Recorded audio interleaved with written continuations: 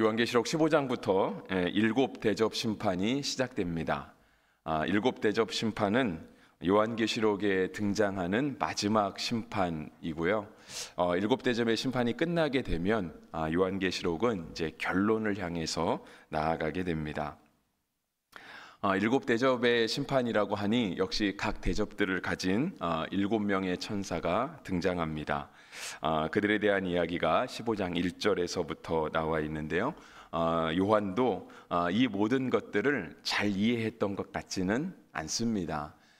물론 하나님의 은혜 가운데 이런 놀라운 환상들을 보기는 했지만 요한에게도 사실상 이런 것들이 아주 명확하게 이해가 됐던 것은 아니었던 것 같습니다.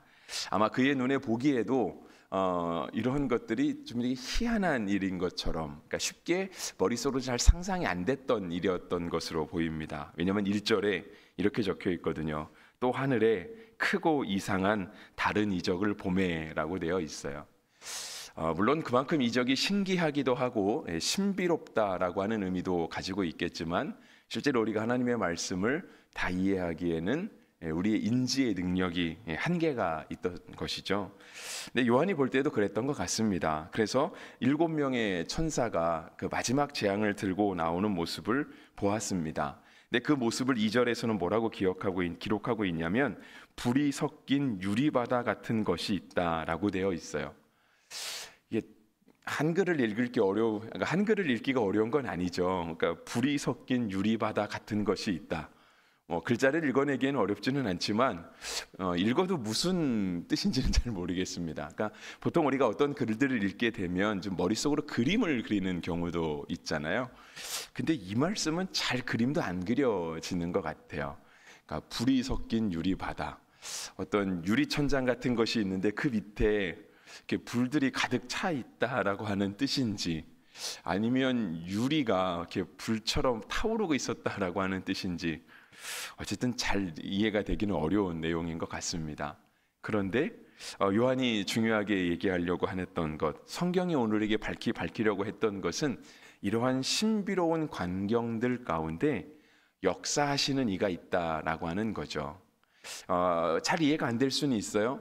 하지만 그것은 우리의 인지 능력의 한계여서 우리가 잘 이해가 안 될 뿐이지, 사실상 하나님의 일하심, 하나님의 마지막 통치하심의 절대적인 주권은 하나님에게 있다라고 하는 것을 요한은 계속해서 보여줍니다. 그러니까 일곱 대접, 일곱 재앙을 들고 나오는 이러한 천사의 모습도 실은 어떻게 진노가 대접에 다 담기겠어요? 우리가 생각하는 대접은 생각해봐야 국을 담는 대접, 국그릇 정도잖아요. 근데 그렇게 작은 그릇 안에 이 땅을 마지막으로 이렇게 심판하시고 다스리시는 하나님의 정의와 공의가 다 담겨 있다. 그 그릇을 7개 쭉 늘어놓으면 하나님의 공의와 심판이 다 정리될 것이다라고 하는 것이 잘 이해가 안 되기는 하지만, 그럼에도 불구하고 이 모든 세상의 끝은 물론 마지막뿐 아니라 지금도 하나님의 다스리심과 공의 가운데 이 세상이 움직이고 있다라고 하는 것은 변함이 없는 것이죠. 요한이 지금 그걸 말하고 있는 거예요. 하나님의 진노가 이것으로 마치리로다 했던 것처럼 이 모든 일들을 이루시는 분이 하나님이신 것을 요한은 밝히 보여주고 있습니다. 그렇게 7명의 천사가 등장했을 때요, 마치 불이 섞인 유리바다 같은 것들이 펼쳐져 있는데 그 주변에 등장하는 존재들이 있었습니다.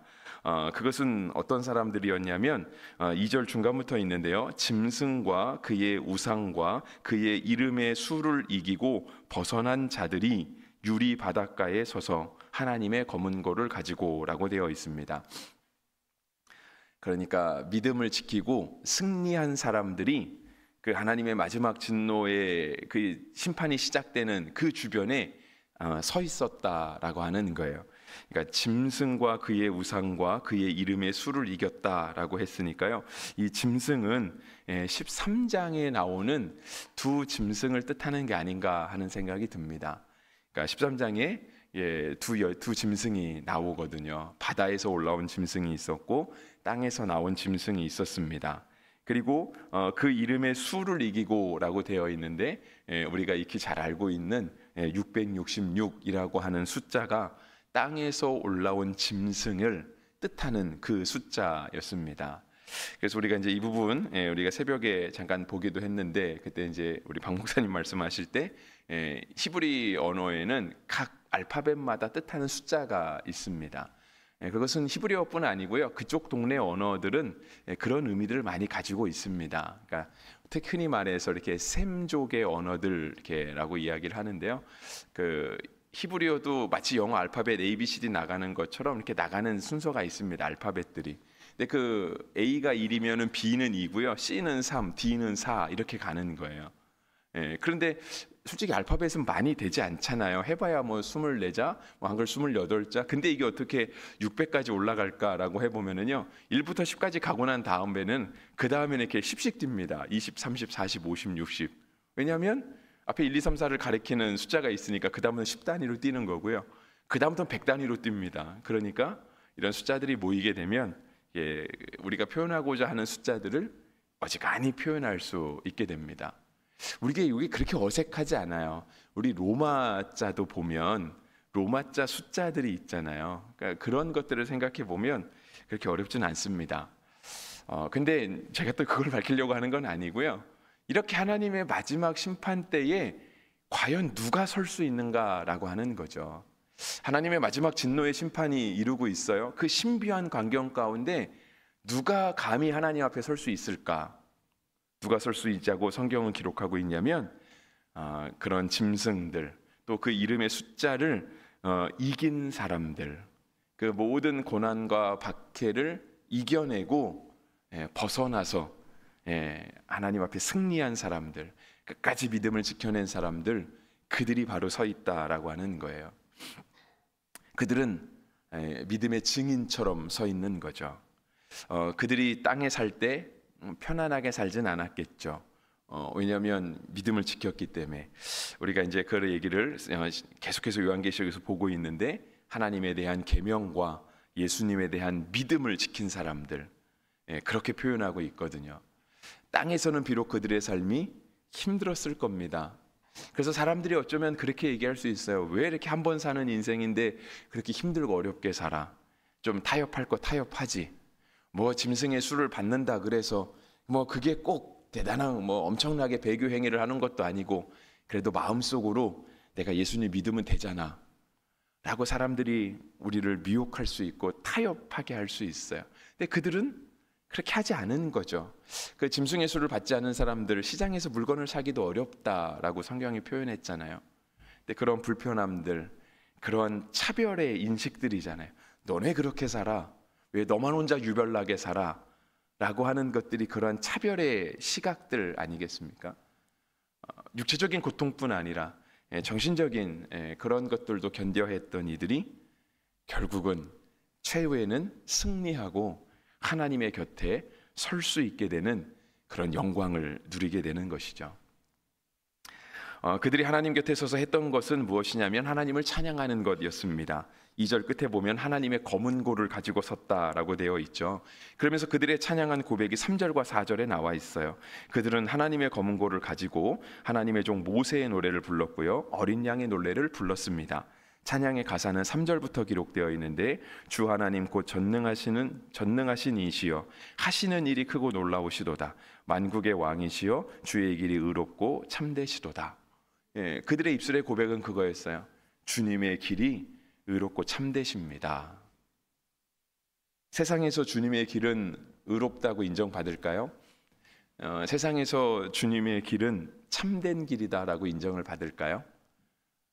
소위 말해서 그것입니다. 오늘 우리 교회가 주장하는, 우리 그리스도인들이 세상 가운데 보여주고자 하는, 기독교인들이 이 땅 가운데 실현하고자 하는 그 신앙의 진리와 고백들이 과연 사람들이 볼 때, 이 땅을 같이 살아가는 사람들이 볼 때 의롭고 참되다고 인정받을 수 있을까라고 하는 것이죠. 그런데 그 믿음을 지키고 살아갔던 사람들은 종국에는 하나님 곁에 서서 주의 길이 의롭고 참되다라고 하는 것을 증언하고 있는 거예요. 그러니까 그들의 삶 자체가 믿음의 증언이었던 거죠. 그들의 삶 자체가 곧 신앙이고 믿음의 고백이었던 것입니다. 그들의 찬양은 계속해서 이어지죠. 주여 누가 주의 이름을 두려워하지 아니하며 영화롭게 하지 아니하오리이까. 오직 주만 거룩하시니이다. 주의 의로우신 일이 나타났음에 만국이 와서 주께 경배하리이다 했습니다. 결국에는 만국의 사람들이 다 와서, 이 땅에 있는 모든 나라, 이 땅에 있는 모든 백성들이 다 와서 하나님을 찬양하며 예배하게 될 것입니다 라고 하는 것들을 끝까지 승리한 사람들이 지금 하나님 곁에 서서 찬양하고 있는 거죠. 이런 면에서 볼 때 찬양은 사실상 굉장히 힘이 있고요. 찬양은 굉장히 소중하고 중요한 겁니다. 우리가 간혹가다 이렇게 찬양에 대해서 조금 힘들어할 경우가 있습니다. 물론 뭐 저도 간혹가다 그럴 때 있습니다. 그게 뭐냐면 최근에 느낀 것은 다니엘 기도회 때 좀 몇 번 느낀 것 같아요. 너무 모르는 찬양이 나올 때 있더라고요. 전혀 와닿지 않죠. 찬양도 모르는데 앞에서는 분명히 열심히 찬양하는데 박자도 모르겠고 가사도 모르겠고 멜로디도 생전 처음 들어보는 것 같고, 근데 이렇게 계속 반복해서 부르잖아요. 한번 부르면 끝날 줄 알았는데 또 부르고 또 부르고, 그럴 때 조금 힘들더라고요. 그런데 그 찬양의 가사를 묵상해 보면, 그러니까 그렇게 잘 와닿지 않는 찬양들에 대해서도 찬양의 가사를 묵상해 보면 찬양의 가사에는 충분히 공감할 수 있습니다. 충분히 은혜가 되죠. 여러분, 우리가 찬송가에 들어있는 찬양들 솔직히 굉장히 오래된 찬양들이거든요. 아마 최신곡이라고 해봐야 한 3, 40년? 우리가 대부분 알고 있는 곡들은 다 몇백 년씩 된 곡들이고요. 그런데 그렇게 오래전에 사람들이 고백한 찬양의 어떤 멜로디, 근데 멜로디는 뭐 익숙하다 하니까 불렀던 찬양 또 부르네 라고 해서 멜로디는 조금 지겹게 느껴질 수 있는데요, 찬양의 가사들을 보면 그렇죠, 몇십 년 전, 몇백 년 전에 사람들이 고백했던 찬양들이 여전히 오늘 우리에게도 공감이 되고요, 아멘으로 화답할 수 있는 거죠. 그것 자체가 다 정말 믿음으로 살아갔던 사람들이 보여주는 신앙의 고백인 거죠. 그것이 오늘 믿음으로 살아가는 우리에게 공감이 되는 거예요. 그렇구나, 그게 맞구나, 주의 길이 참되고 의롭다라고 하는 것을 우리도 함께 고백하게 되는 거죠.